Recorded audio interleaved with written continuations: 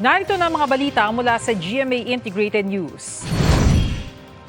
14 pang Pinoy mula sa Gaza ang lumikas sa pamamagitan ng Rafah border. Ayon kay Foreign Affairs Undersecretary Eduardo De Vega, dadalhin sila sa Cairo, Egypt at tutulungan ng ating embahada roon para ma-repatriate sa Pilipinas. Dahil dito, isang Pinoy na lang ang nasa Gaza, ang madre na piniling manatili roon sa kabila ng kaguluhan. Narito naman ang iba pang balitang binabantayan ng GMA Integrated News. Sa Super Radyo DCBB AFP, nilinaw na pwede pa rin gumamit ng TikTok ang mga sundalo, basta't hindi makokompromiso ang security network ng sandatahang lakas.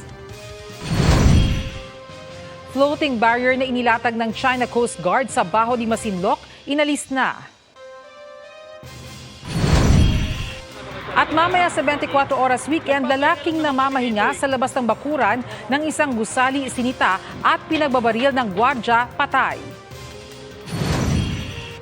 Para sa mas malaking misyon at mas malawak na paglilingkod sa bayan, ako po si Bernadette Reyes ng GMA Integrated News, ang News Authority ng Pilipino.